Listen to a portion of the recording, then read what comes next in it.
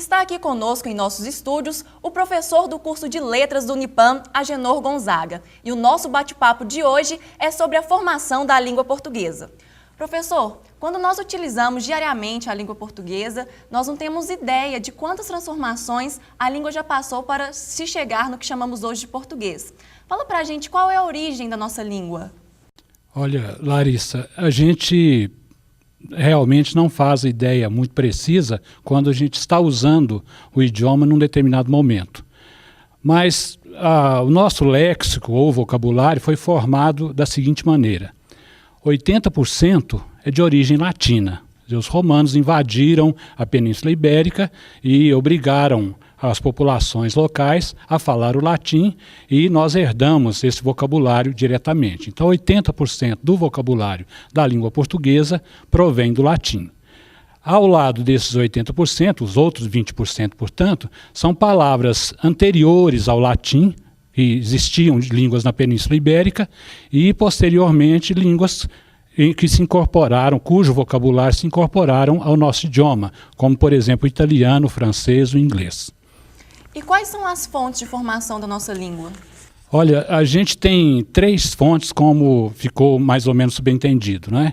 As palavras de origem latina, que são relacionadas com 3 vias de formação: a via erudita, a via popular e a via semi-erudita.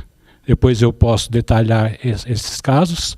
A segunda corrente, as palavras que se incorporaram posteriormente por influência, por exemplo, a influência da informática, da tecnologia, o inglês atual.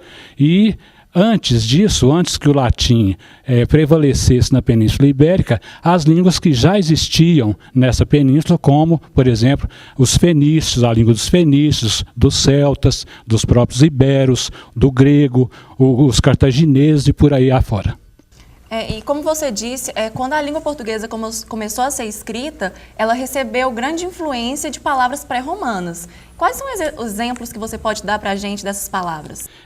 São poucas, mas ainda assim nós temos assim fontes que não têm muita certeza de que seriam realmente essas origens. Então, os ibéricos, por exemplo, têm a palavra Bahia, a palavra balsa, a palavra bezerro, a palavra bizarro, cama, sapo, por aí afora. Depois dos celtas, que também habitavam a Península Ibérica antes dos romanos, nós temos, por exemplo, caminho, camisa, carro, grama, légua e outras palavras. Dos fenícios e dos cartagineses, outros povos, que falavam a mesma língua, por sinal, nós temos, por exemplo, marca, barco, mapa, saco e por aí. Dos gregos, nós temos aí 2 épocas diferentes. Os gregos que moravam na Península Ibérica e que nos deram palavras como bolsa, cara, cola, governar, e mais tarde, por influência do cristianismo, advento do cristianismo, como Bíblia, bispo, diocese, paróquia, coisas assim. E, posteriormente, nós temos na língua atual a formação daquilo que nós chamamos de helenismos, que são palavras técnicas para designar, por exemplo, doenças ou novas tecnologias, como, por exemplo, homeopatia, microscópio, telefone, telepatia. É muito interessante, né? Na maioria das vezes a gente não imagina tantas palavras assim que derivam de outras. Por exemplo, nós temos grande influência também do latim no nosso vocabulário. Que exemplos que você poderia dar de palavras latinas? Isso, o latim, conforme eu já disse, são 80% as palavras do português, Então, isso chegou até nós por 3 vias. A via popular, que é a mais comum, quer dizer, o latim popular, o latim chamado vulgar, foi colocado na Península Ibérica por imposição do Império Romano, e os povos que habitavam a península foram adaptando o latim à sua própria língua. Então, a corrente popular. Um exemplo que a gente tem é a palavra, por exemplo, latina mácula, que existe em português como erudito, mas que existem várias formas, como, por exemplo, mancha, como, por exemplo, mágoa, que são todos da palavra mácula via popular. Então, a palavra que existia no latim era mácula, mas nós temos, por exemplo, mágoa, mancha e malha, que são derivações populares desse idioma, né? Muito interessante. E com relação às palavras pós-latinas, que exemplos que você pode dar? As primeiras palavras que a gente tem notícia, pelo século XII, XIII, são de origem italiana por influência da arte, do Renascimento.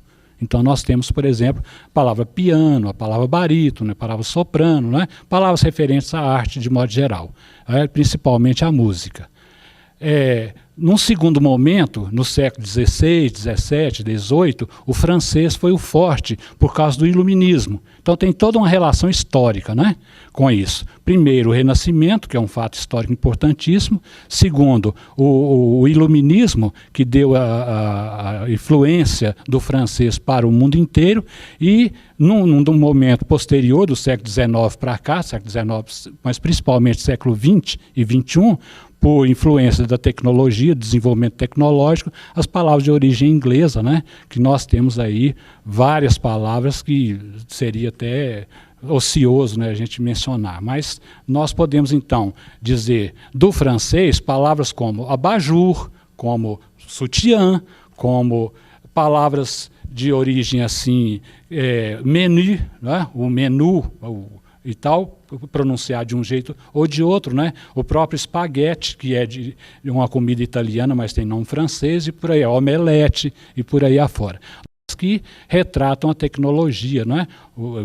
Palavras que são usadas hoje, por exemplo, na computação, que são adaptadas ou simplesmente copiadas como estão lá no inglês, né? Por exemplo, download, né, deletar, que é de delete, né, e outras palavras ligadas à ciência da computação. Então, muito obrigada, professor, pela sua participação. Nós te esperamos no próximo programa Conexão Unipam para nos repassar mais conhecimentos. Obrigado. Essa semana, o programa foi produzido com a participação dos alunos do curso de jornalismo, Nayá Fernandes, Clarissa Patrício, Camila Gonçalves e com a minha participação. Estaremos de volta na próxima semana. Então, até o próximo Conexão Unipam.